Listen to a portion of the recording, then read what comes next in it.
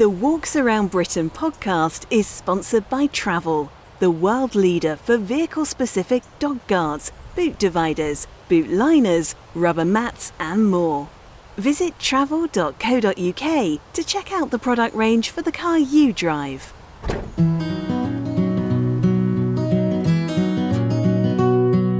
On the 32nd edition of the Walks Around Britain podcast, we visit the outdoor trade show at Event City in Manchester, but not in 2020.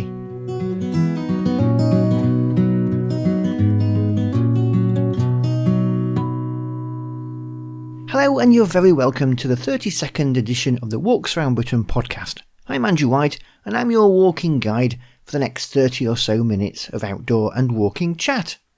Around this time, the great and the good from the outdoor world descend on a trade show to find out all the latest ranges for the coming year from all the major manufacturers. The show has the snappy title of the Outdoor Trade Show, or OTS for short, and for the past few years has been held at Event City in Manchester. But the onset of COVID-19 this year meant 2020's show was cancelled. So we've dipped into the library and dug out our interviews from 2019's show. Pretty much everything that was talked about then is available now. And seeing as though many of the brands have decided to abandon new ranges in 2020, the stuff discussed here will be current for a while. I started with Nick Giles from the Map People Ordnance Survey. Nick, so tell us about what OS has got to offer. Well, we're here at OTS, the Outdoor Trade Show, second year here at Event City in Manchester, so really busy show this year. So we're looking at all of our mapping ranges and talking to a lot of providers and retailers around where they're stocked and which titles are stocked. Also showcasing some of the fantastic augmented reality that we're developing for point of sale, so it really creates a sense of theatre in retail outlets. And that ties into our award-winning mobile application as well. So the AR, the augmented reality visualization of a landscape before you go out and do a route is a really powerful way of just showing yourself what you're getting yourself in for before you go out and do it. So if you're going out with a young family, you may not want to go and do a knife ridge walk, and actually being able to see that in sort of glorious 3D is a really simple way of going, that's maybe not for me.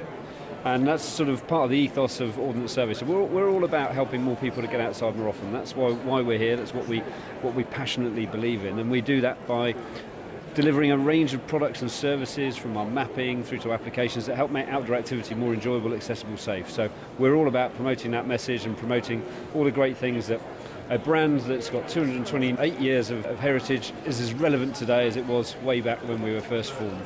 As an interviewer, I have to be a devil's advocate here. So paper maps, they're outdated and nobody uses them anymore. Absolutely not true. I'm very pleased to say. So we still sell around about 2 million paper maps every year.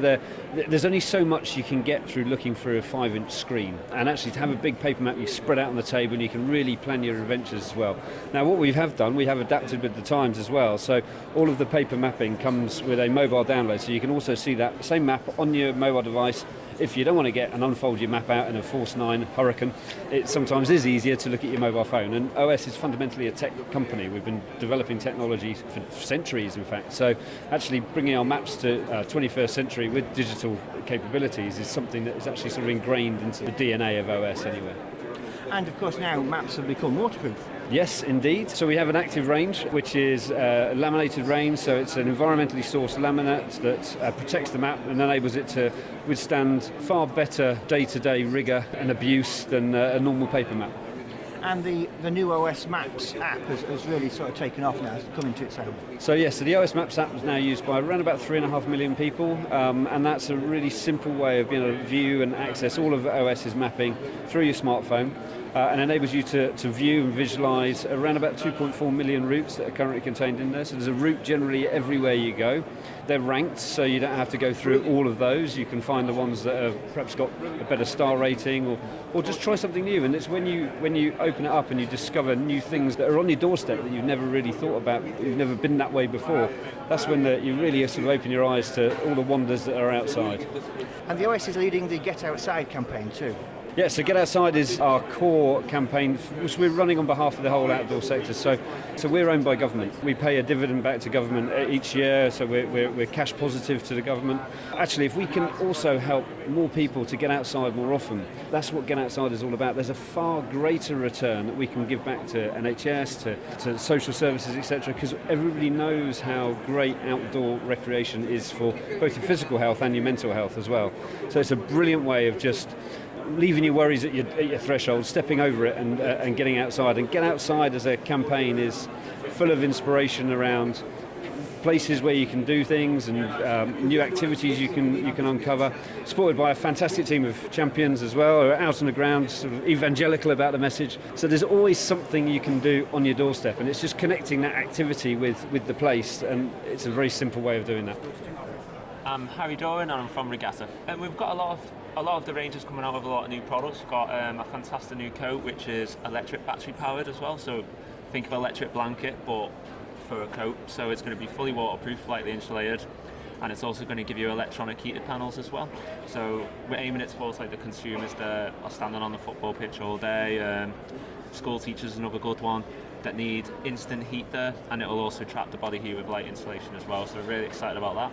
We've got a lot of sustainability cottons coming out now, so we're making steps towards environmentally friendly stuff. And what's growing rapidly for us is our dog range as well.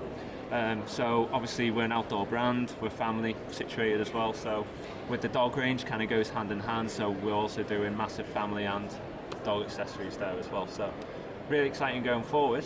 Regatta has always done steps with our factories to help reduce pollution. With our new cotton range coming out, it's more like reducing our carbon footprint on it, reducing our water wastage and stuff like that. So we're doing better ethically sourced cotton, basically. Yeah. Hoping in that, but people are going to go to more sensible choices. So we are making steps towards it. Yeah. So Regatta is one of those brands that a lot of people know, and it has a big presence in the high street as well. We've shown fantastic growth, so we don't show any signs of stopping at any point. But I feel like because we're a brand that's been going so well, and we've got massive brand awareness in the UK as well, I feel like people trust the brand in a way. So we've been going, it's been Regatta since 1981, so we've got the history with Regatta. There's also people are associating the brand there, so I feel like it's going to grow strong. We offer brilliant products with massive technical attributes, as well as brand that everyone can trust as well, for a price that everyone can enter it on. And we are aiming it towards the family as well. So it's something that people can actually go for and trust in. And a couple of years ago you moved into tents as well, didn't you? Yeah, we've got a full camping range, and we brought out as well, new for this year, air beam tents as well. So obviously we know where the market is going, we're constantly trying to add new products to the market to carry on with the growth. Alistair McGregor from OMM and Nordisk UK. Tell us about what you've got new in your patch today. So for OMM, we've got a brand new classic 25 patch, which is the original pack that was the first product that we ever developed as on back in 1973. And it's quite a big story to kind of redo the original sort of starting point of all the product range. So that's kind of our big story for next summer, which is the summer 20 range. And then for Nordisk, we have a new super lightweight tent going behind you, which is the Telemark 2.2, which is a super lightweight, all the technology, the best of the best. So how do you go back to what is essentially a classic and an icon of your company? Yeah, it's a lot of pressure, that's for sure. And this is something when we decided we needed to do an update to it, we thought that, we've got to really take our time and make sure we get it right, because there's been obviously 50 years of development to get to the point of where the pack's at now. But the whole point of the brand is to keep innovating, keep using the new materials and new technology as it comes in. So we wanted to keep the feel of the classic pack, but just bring in the new materials. So hopefully when you see it, we haven't lost the kind of the traditional feel of the heritage of the mountain marathon, 50 years of the event. We've still got kind of the modern materials and lightweight coming into it. How does that evolve then? Does that evolve from customers saying that this is what they'd like, or is that coming back from the design team forward? So all of the products are developed by ourselves and also our sort of testing group as well, and we all sort of look at which products we're going to develop next. And it's just as the range as a whole keeps moving forwards, different products will start to stand out as, that's looking a little bit not current and up to date. And so last year we redid the Kamlaika, which is our biggest clothing piece, and that has been a massive success and really feels like it kind of pushes the boundaries of technology and innovation within the waterproof jacket market. And now we've looked at the classic pack, and it's the same thing. It's just started to look a little bit like it needed a bit of an update, and we're really pleased with the result. I think it's very nice, and hopefully all the consumers like it at the end. So really famous for some amazing tents. Tell us about the new one then. So the new Telemark 2.2 is an update on the Telemark 1, which is the original sort of race tent. They're aimed at the pinnacle of mountain tents, so it's all the sort of best materials. So we've got carbon fibre poles, titanium pegs, super lightweight, as light as you possibly can go. And then last year we Nordisk developed the Lofoten, which is a 490 gram double skin race tent, which is super lightweight. It packs down to a tiny size. And this is the next progression, of which is slightly more comfortable, so you've got the extra headroom, but you've still got the lightweight element of it being 900 grams. I mean, that's amazing in its weight, isn't it? Yeah, absolutely. I think the trade-off of going lightweight but also having a bit of comfort is really crucial to get that right, and with the extra door as well that's also on there that gives you double access, and it aimed at the kind of the two-person wild camping, adventuring, and also mountain marathon market. It's ideal. It's an ideal piece of kit. And this is a market where a gram really makes a difference, isn't it? Yeah, absolutely, and that's where you see sort of people swapping out the aluminium poles for the carbon fibre poles. They go for the tiny toothpick tent pegs, which just make all those sort of weight-saving things. These tents are the top of the range. This is like all the latest tech, the cutting edge of tent design, and it's aimed at those who know materials and know fabrics, and they're looking to save that bit of weight, and they're really, really keen to develop their pack and their kit setup all the time. I'm Tony Taylor.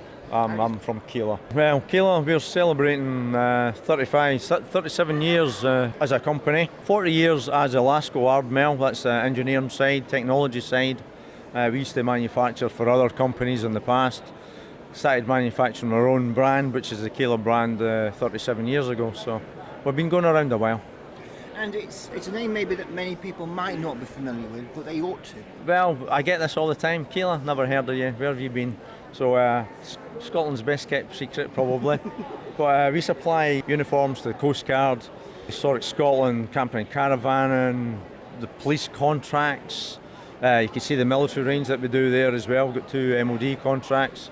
We're well known within the emergency services, but maybe general public probably aren't aware of us as much as some other brands. So basically, lots of people who really need to have good quality kit Wear in the Keeler, outdoors yes.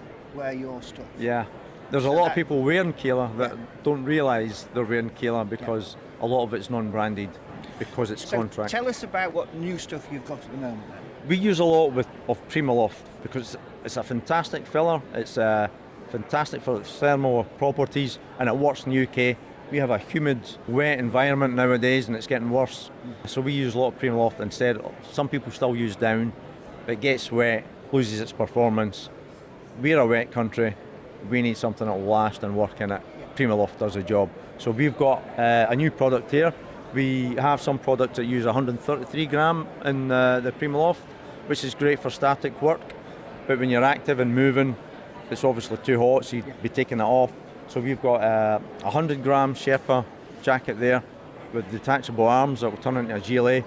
And for myself, which works for me, I do a lot of Monroes, is the new Talus jacket, which is 60 gram Primaloft. Absolutely fantastic for spring, summer, autumn. Obviously winter, you would maybe layer up a little bit with something else. So along those lines of layering up, we have new products in Polar Tech 300 gram, as well as performance fabrics. It's lifestyle clothing, so we want people to wear it all the time, not just for going out and about, but that would be your everyday wear. And the great thing about this is that you wouldn't feel out of place going to the local shop in that. No, not at all. Well, that's a hooded product. Everyone wears hoodies nowadays, no matter what age group you're in. I'm in my 50s, I wear hoodies. Yeah, it's great. It's a great performance fabric. Does a job, looks great as well. So that's what we're after. So if people want to find out more about you, what's the best way of going about it? Well, you can look at us on the website, keeler.co.uk. We're on Twitter, Facebook. Have a look at us, see what we do, and get in touch.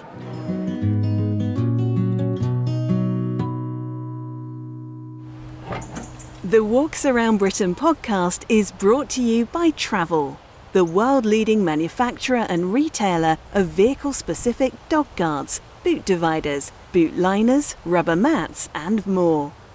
Adding Travel products enables you to get out and enjoy walking adventures with friends, family and dogs, so that everybody enjoys the journey. Travel offers the best fit guarantee of any brand when purchasing direct through their website, or your money back. Visit travel.co.uk to see the product range available for the car you drive. So I've been walking around the show and I bumped into an Alan Hinks. So Alan, how are you doing today? Oh, have I been filmed or just recording? No, better start again. So I've been walking around the show and I bumped into an Alan Hinks. Alan, how are you doing today?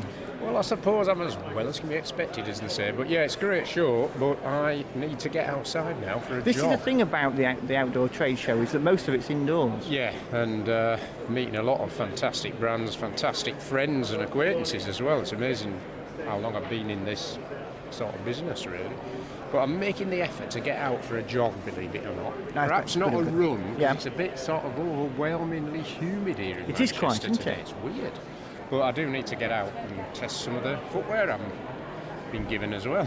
So what have you been looking at today then? What's specifically caught your eye? Well, a lot of Fjallraven and Hanwag and Primer stuff, because I'm specifically doing quite a lot of work with them, and then quite a lot of the other stuff that I'm looking at around and about. I mentioned quite a few brands, but batteries are quite interesting, because I'm into renewable batteries there. At the far end there's Mammoth as well, which have good ropes. And there's quite a lot of running shoe companies as well, so there's quite a lot of interesting stuff here. Socks are interesting as well, because socks are pretty important.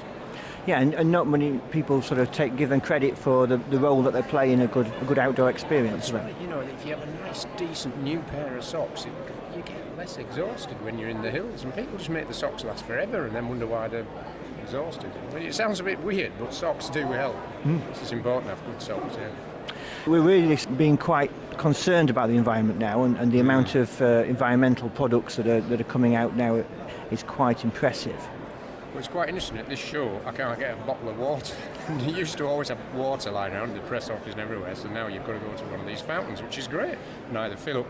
I think there's biodegradable cups of sorts here, or compostable cups, should I say, but also a lot of people are carrying the water bottles around. Primers do water bottles, and what the other companies do as well, so people are thinking a bit more. Yeah, stuff's getting more, should I say, environmentally friendly. People are getting more aware anyway. Yeah. And also the materials that we're making the clothes out of as well.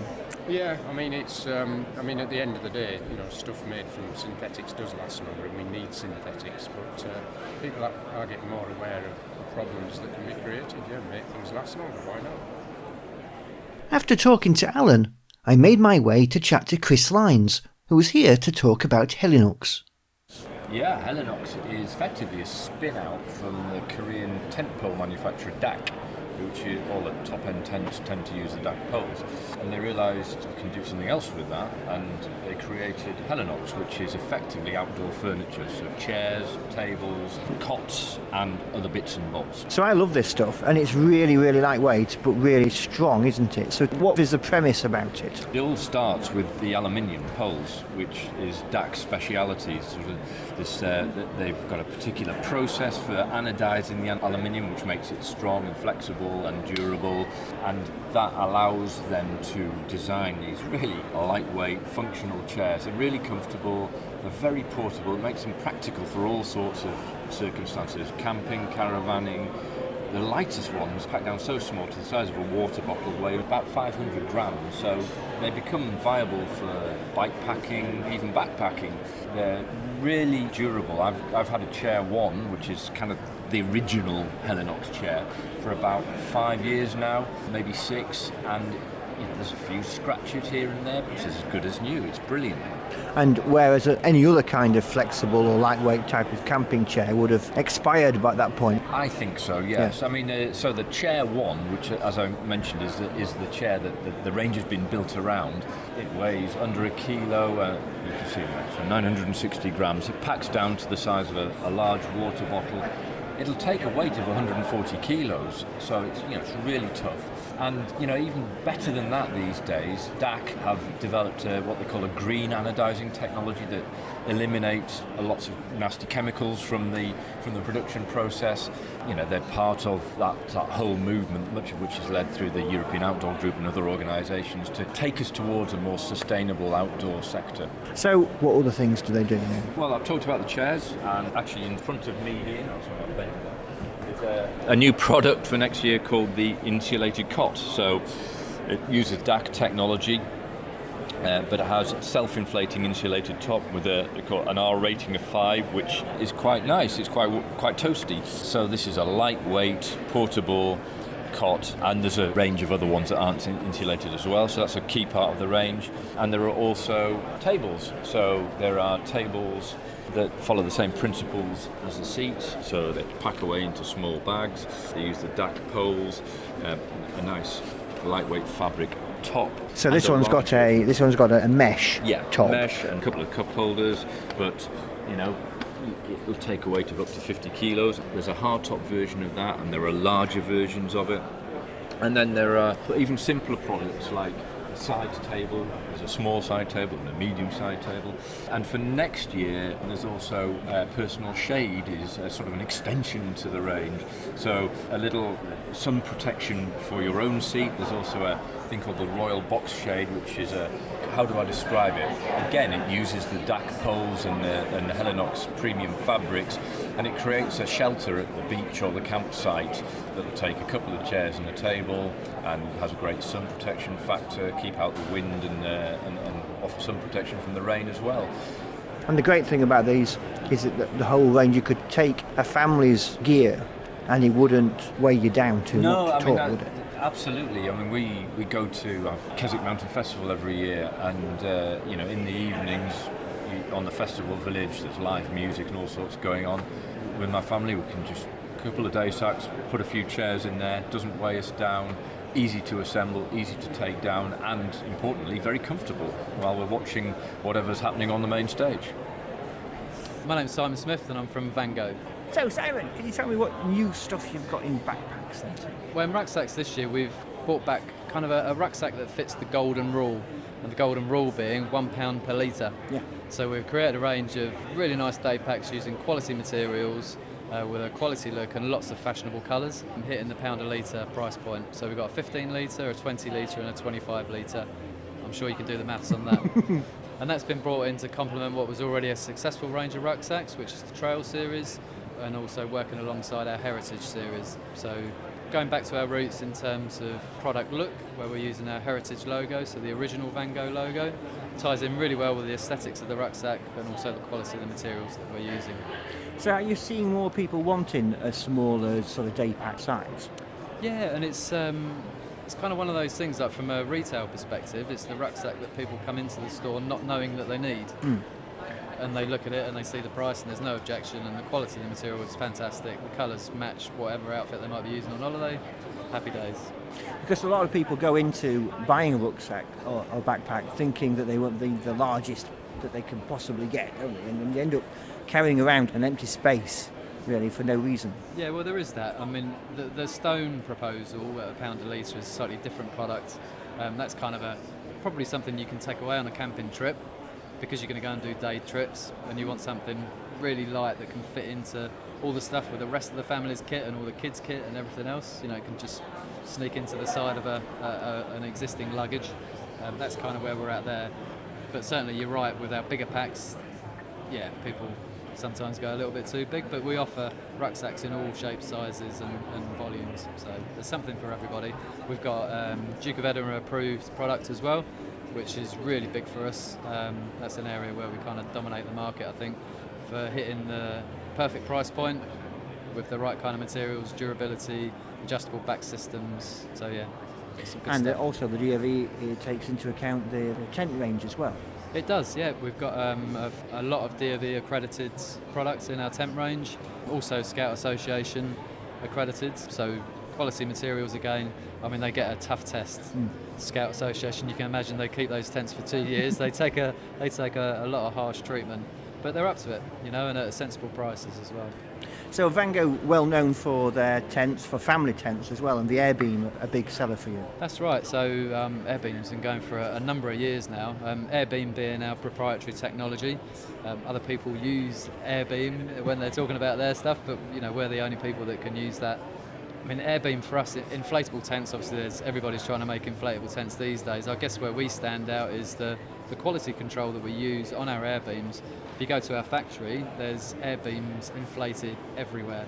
There's a 4 eyes testing on all of the Airbeams to make sure that everything is as it should be, just to minimise. Our return rate is under 0.5% on Airbeams. They do get damaged for sure, but we offer a full backup service, replacement beams if you're on a campsite. You have a problem with an Airbeam, we can get an Airbeam to you the next day if you let us know before 12 preceding day. That's brilliant. So yeah. And the other thing about it is the way that it's opened up the micro adventures, hasn't it, for families going out, because you're not spending an hour putting a tent up when you get to a campsite, so you don't have to sort of factor the travel distance away and things like that. So it's opened up a whole new world of adventure. Oh, it has, absolutely. And we find families might buy into one of the bigger tents that we offer in the range, but then the mum and dad might buy a smaller kind of weekend tent, which is also inflatable, also really easy to get up. Yeah, it makes camping more enjoyable, and it's all about the experience. And we've made some enhancements to the tents for 2020, offering a range of darkened bedrooms. Because that's a big problem for children, isn't it, getting to sleep in the daytime? And also a problem for the parents when they wake up at 4 o'clock in the morning. So yeah, we've really paid close attention to that this year. And awnings, of course, now you entered the market several years ago. That's a big area now as well. Absolutely. It's an established part of our business, and it's growing year on year. This year we've got an increased range in our drive-away awnings, which is a growing segment in the market for us. People buying Volkswagen Transporters, Transits, that type of thing. Quick and easy to get. You can chuck everything in the back, and then you get your awning on the side, and it stops you being at the throat of each other because you've got a bit of extra living space, and it's really affordable, really easy to put them up. That's a growing business for us. After wandering around, I caught up with my good friend Dave Mycroft, the editor of the leading outdoor website My Outdoors, in the quiet of the press room. So what have you thought about this year's trade show then, Dave? This is the second year that it's been held at Event City, but it's my first year after doing year after year at Stoneleigh, and I like it. I couldn't come last year because I was in Switzerland and we sent somebody else, so... That's an excuse, isn't it? Yeah, well, given a choice, Manchester or the Jungfrau. Yeah. So yeah, as a first experience of OTS Manchester, it's a big improvement. So there's lots of people here. There's obviously a few notable absences. Is anything catch your eye particularly? Nothing individually as a product, but there's a philosophy this year. I've had 8 interviews or appointments with different brands. The common theme throughout has been sustainability, and that's great to hear. Every single person I've spoken to as a representative of their brand has put sustainability as one of the things they've mentioned in the first 3 or 4 sentences of explaining their brand. 5 years ago, you'd have been lucky for one person to mention sustainability. Now it seems to be the central theme. And there's so many different planks to that, isn't there? Because we're talking about sustainability in materials, but we're also talking about sustainability in its recyclableness later on. Yeah, and it's gone beyond just sustainability. It's actually, the new buzzword is compostability, in that it's not good enough just for something just to be able to be recycled or made out of recycled materials, but biodegradable has been dropped because biodegradable turned out to be meaningless. What they talk about now is compostable, as in you can put it on its own outdoors and it will rot away, rather than the old system which used to be you hope that the bacteria in a landfill would do it. And it's a big change in ethos. And it isn't just 2 or 3 years ago, it was just the really high-end companies that we were talking about this, but it's filtered down quite considerably, hasn't it? Oh yeah, and the high end are still leading the way, probably because they can afford to, but it's arrived across the whole industry by public demand, and that's what makes it so interesting. It's not sustainability, environmental awareness driven by the brands, it's actually driven by the consumer. The consumers are now putting the environmental cost of products higher on their list. They're putting how long a product lasts higher on their list. It's almost as if we're moving away from a throwaway society in this sector. I've been talking to brands who have been talking not about this is our most innovative product for X, Y and Z reason, but this is a product that you will buy and you will buy it once, because 10, 15, 20 years from now that product will still be functioning. It's going back to the old days. It is, but the fashion industry and the clothing industry is one of the biggest sectors of society.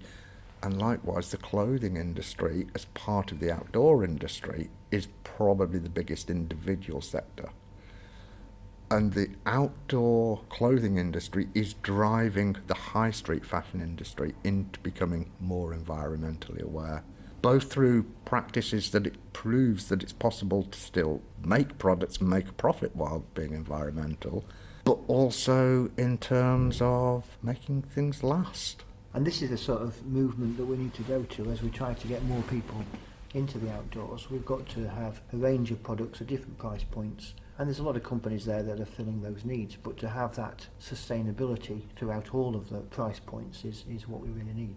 Undoubtedly. There is still a place for, I wouldn't call them cheap products, but value for money products that work out as maybe 70-80% of the price of a high-end brand, but they're going to last you probably 2-3 years, rather than a typical festival throwaway tent that you pay £25 for and you think, how the hell can anybody have actually made it for that money?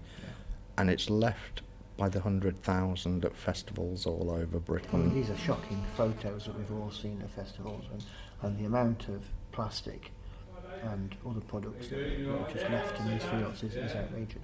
Yeah, I mean, festivals are a perfect example that they've taken the step, for example, at Glastonbury this year to ban the sale of single-use plastic for drinks. But at the same time, we have the position where we have things like the London Marathon, which is plastered all over TV when it's happening, where they're using 100,000 bottles of water rather than having it on hand. It's where the outdoor industry is leading. Again, we have our festivals like Keswick Mountain Festival. Not a single outlet at Keswick sold their drinks in single-use plastic containers. 2 years ago, they introduced taps on site. It's what we're needing, and I think the more that we do those kinds of things, it's also a new way of showing that the outdoors is the environment in itself, isn't it? Yeah, without that environment, we don't have an outdoors. And we are an outdoors species. We didn't evolve in houses, in buildings, in massive conurbations. We evolved as a species outdoors, and strangely, we've always functioned better as societies when we've had that relationship with nature, whether that be that we understand where our food comes from, or that we've realised the value of just getting out. You could take it from the days of the Kinder Trespass, where the value of the hills and the moors around the major conurbations of the north were an escape for people, and they were an essential escape. People didn't protest for the sake of it, they protested because there was there's an innate need for that direct contact with nature. And it's almost as if that need has been rediscovered in today's generation, And that's what's helping to drive eco-responsible side of the outdoor industry. So that was a very interesting show for 2019, and we'll be there again in 2021. Assembling all that together made me realise one very obvious thing. All the people we interviewed were men. And that wasn't because I only asked men. I asked a variety of lady representatives on various stalls, but was always told there was somebody else more qualified to talk to us. And that person was a man. Perhaps that's something the outdoor industry could work on for 2021. That's it for another podcast. Don't forget there's walking inspiration 24/7 on our Netflix for Walking style subscription website, Walks Around Britain Plus. Visit us for a 7-day free trial. And if you'd like to suggest a topic or just want to comment on anything, then by all means send us an email, podcast@walksaroundbritain.co.uk. And don't forget to follow us on social media. You'll find us on Twitter, Facebook, Instagram, Pinterest and YouTube. Until next time, thanks for listening and happy walking.